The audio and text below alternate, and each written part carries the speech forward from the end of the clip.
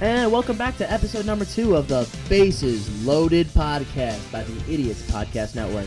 So, we're back for episode number 2. Obviously, we're back here doing our top 5 thing. Want to keep the folks informed. So, what we're going to get right into is we're going to talk, we're talking about closers and relievers. Obviously, it's a big position. You need these guys to end the game, shut the door, slam it shut, win that game for you in the most clutch way. So, look, these are the guys that we really think are going to be, the best of the best this upcoming season. Guys that, you're going to want to look out for during the season. Guys that you might want to take some stock of if, you're playing some kind of fantasy or have any kind of monetary investment, I guess, in baseball coming up in this season. So, we'll get right into it. And, Adam, I'm going to let you hit this, let this lead off our top 5 here. My top, you got number 5? My number 5 is somebody we don't talk about often, and I snuck him in here because I want to talk about him, and that's Felix Bautista on the Baltimore Orioles. 6'5", they say 190 pounds. He's 200 pounds easily. He is a massive man, and the year that he had last year was his rookie year, his rookie campaign. It was really, really good. He wasn't the closer until the second half after the deadline. Oh, that's when they got rid of Jorge Lopez, yes, right? And he flourished in the whole season, a 2.19 ERA, and with a 1.83 ERA plus. I think he has something special that we could see moving forward as becoming a very consistent and a top closer in this league. So my one big question to you, Adam, is do you think he's going to really keep this closer role all year? Do you think he has this role locked up right now? I mean, you did say he was a rookie. He did come off in the second, he came up in the second half of the year due to a trade and, a necessity to fill that position. But do you think that now, they've been able to reload a little bit, kind of reorganize? Do you think that he's going to remain the closer this full year and really still have that dominant stretch like he did last year? I 100% do. I think the reason they trade Jorge Lopez was, one, to get value out of him, and two, they had Bautista right in line to set him up to become the closer. That was their game plan of last year, and it worked out, and I think that's exactly how they're going to keep it. No, I mean, I'll give you that. It makes a lot of sense. Now, I love this man. I'll be honest with you. My number 5, similar, he was a rookie last year and had a great showing. I mean, he looks like a dominant pitcher. I like his stuff. Has a phenomenal heater. This is a guy who throws over 100 miles an hour with ease. Mm-hmm. And his name is Johan Duran, playing for the Minnesota Twins. Now, obviously, these are Trevor Plouffe's twins, but this guy's no joke. I mean, he's a pitcher that you don't want to mess around with too much. Obviously, last year he's coming off a 1.86 ERA on 57 appearances. Now, that's no joke. I mean, this guy, he pitched a lot. To see your reliever pitch almost 70 innings, your closer pitch almost 70 innings, it's kind of phenomenal. And we really didn't see him step into that closer role super heavily. But I think next year we're really going to watch him, blossom and flourish in a closer-esque role. I mean, this is just a guy who was very dominant. He had an ERA plus of 208. I mean, to be 208% better than your fellow relievers and closers, I mean, there's something to be said for that. I think this is going to be a guy who's going to be slotted in the closing position. I mean, we saw him, just dominate the strikeouts. He has 11.9 or 11.8 strikeouts per 9. That's great. It's crazy. That man is crazy. He's getting it done. And that's what I like to see out of guys like this. I mean, just being unbelievably efficient. He almost topped 100 strikeouts last year. And honestly, I think with the Twins, as they've gotten better and improved, and obviously they got back Correa, they've improved. They really have bolstered this lineup. I think that, we could see a couple more situations where Johan Duran is in some must-win situations where he really will be the guy that might have to shut the door for this team. Now, granted, I don't really know, exactly who else is on this team in regards to closers, but I think that we're going to see him really step up and become this team's true closer just because, for a young guy to be this dominant, I think he's going to carry it forward and continue to be this dominant. And I think when you have a guy like this, it's hard to not let him flourish in positions that you desperately need guys to be unbelievable in. I agree with that. I love a guy who can pitch a lot of innings and keep it consistent throughout every single one of those innings. Very much so. So, look, we'll move right on down the road to our number 4. Adam, who do you have at your number 4 spot? My number 4 is another guy who secured his closing job after last year's trade deadline, and that is Devin Williams. Wow, me and you have the same guy. Both have Devin Williams at number 4. I'm not going to lie. I very much like your pick here, Adam. I like your pick as well. This guy is he's stepping into a role that he was born for, and and they knew it. The Milwaukee knew it after getting rid of Josh Hader. They knew they had their next guy to step into this role. 1.93 ERA, 2.05 ERA plus with a 14 strikeouts per 9. That's incredible. His stats are there. His stuff is incredible. He is going to be the closer of now a complete season next year, and he's going to fill in that role fantastically. He's going to be somebody who they can easily rely on. Maybe not. I don't know how good this team will be, so the saves may be up or down depending on. But I think he will put up a great 2023 season statistically wise. I'm gonna be honest with you. I think regardless of how I think this team is gonna be a middle of the pack team. But I think regardless of record at this point, he's a good enough pitcher that no matter what, this team's gonna need to win some games. They're gonna win some games, and they're gonna need to close it. This is the guy. I mean. Hell, looking at his stats right now, I've never seen a pitcher with an ERA plus of 1,375.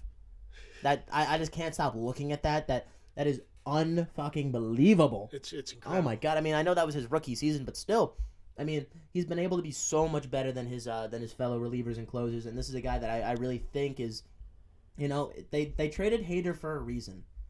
This is their reason. It's Devin Williams. Yeah. It's a special guy, special talent. I think he's got a lot to say for it, a lot to show for it. And I think on this Milwaukee team that's going to try to make a playoff run this year, Devin Williams is going to be a key player in that role. Somebody that they're going to definitely have to rely on, and I think he will easily do so. 100%. I mean, hey, I hope he could be a part of the what's called the Burns, Woodruff, and what's it called now? Hopefully Williams firm.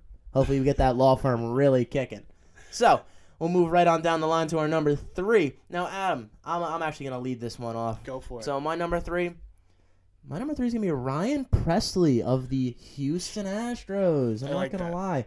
Now, Ryan Presley, obviously, he's been playing for probably one of the best clubs in the entire league for the past, seemingly 5 seasons. This will be his 6th season. Guy going into his age 34 season. He's been in these big moments, been in these big games. He knows how to get it done. And honestly, I'm not worried about the saves because Houston will win a million games. Like, this is a guy I'm excited for. I like Ryan Presley. He has halfway decent stuff. He's a clutch guy. He's clutch. He's very clutch. I don't think he has any pitches that are absolutely outstanding. I don't think he has any velocity that's absolutely outstanding. But you know what? Sometimes you don't need that to just be a good pitcher. Sometimes being a good pitcher is just understanding the game of baseball and being able to go out there and get your job done. And Ryan Presley is the definition of getting the job done. I very much agree with this pick. I was going to put him at my number 5. I looked at his stats, and they are impressive.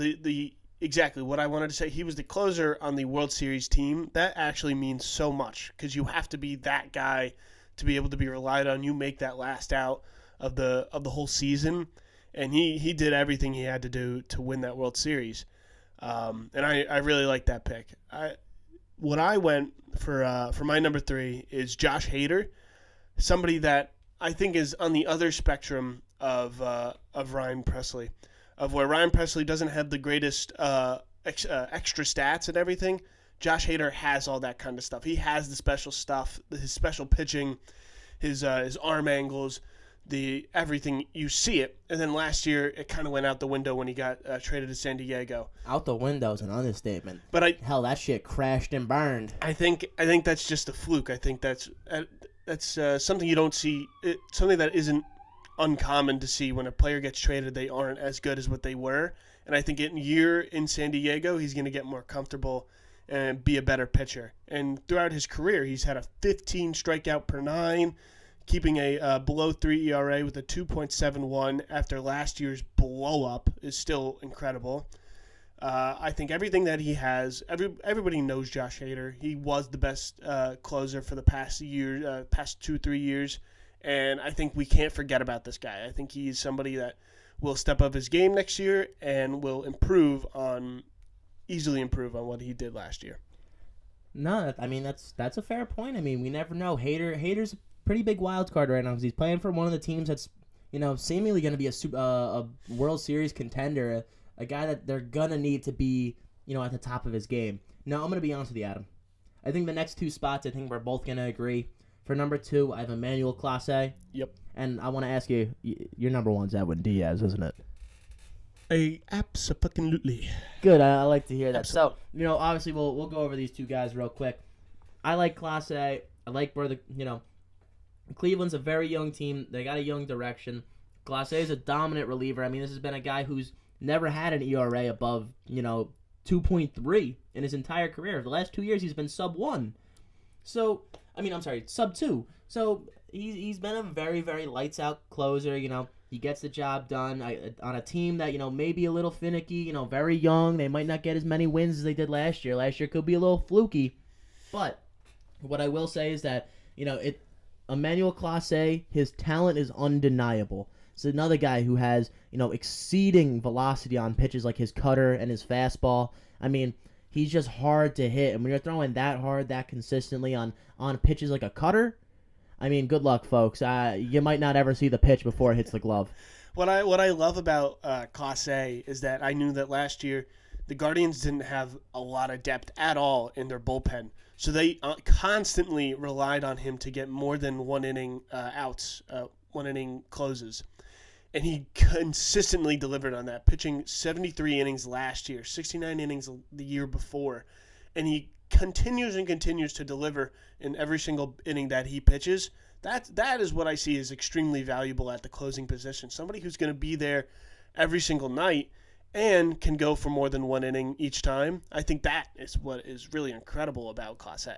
That's what I mean, that undeniable talent. So now we'll walk on down the road to our favorite closer here. And of course, the guy we're going to be watching probably the most this season is going to be Edwin Diaz, baby. So, I'm excited about Edwin. I like him. He had a great year last year, probably the best year of his career so far. I mean, look, I don't expect him to put up the exact same stats as he did last year. I could see a little bit of regression in his in his future, but I do expect him to still be at the top of his chain. He is in his prime. He's going to be entering his age 29 season.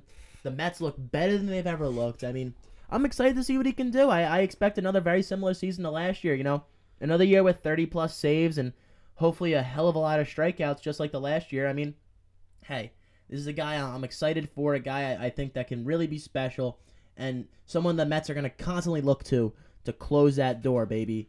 Constantly. What I like about him so much, is one, the durability, but I think even on this team he won't have to rely on that durability as much because with how the Mets are, they're going to be winning maybe a bit by bigger margins, and they can throw in somebody else to rest Diaz an extra game or two. So you might not see a lot of innings pitched by him, but every time he does step into that up on that mound, he's going to get 2+ strikeouts almost every single time in every inning. That slider, that sinker is coming right at you, and he's going to be blowing it right by you. Everything he has is stuff. And then stuff. when he hits you with the high-end fastball, it's over. It's incredible. The stuff that you watch from him is electrifying. When people from New York say that he was the most electrifying closer since Mariano Rivera, it was true. Every time he stepped on that mound, the whole crowd stood up. Everybody was cheering. You were very confident in what he was going to do, and that was shut the door and complete the game. Yeah, I mean, when he came in on opposing teams, home turf, I mean, he quieted the crowd, man. They saw him coming out, and they went, shit. We might as well start packing it up and get to our cars before that traffic gets too bad because this game is over. And I honestly, I don't see any regression coming from his way at all. The past 3 years on the Mets, this 2021 season, he had a He did have a couple of shaky months, I'm not going to lie. A little inconsistencies here and there. But when he's on, he is on. He still had the same amount of innings pitched as 2022 and the same amount of saves. It was there. The earned runs were just a little higher up in 2021, but he was still consistent in getting the job done and getting the saves in just the same amount of opportunities. I'm excited for him. I think he's gonna flourish even more after this year. Man, I really hope so. So look, thank you. I really appreciate you, Adam. Thank you for coming on, really helping us out here. So obviously, this is episode number 2 of the Bases Loaded podcast. We'd like to thank you, folks. Adam, you have anything you'd like to say to the folks? No. Hey, that's okay. That's okay. So, hey, from everybody at the Idiots Podcast Studio, we'd like to thank you for coming out, showing out, and listening to us, when you can. So, that's all I got for you guys. Have a great day.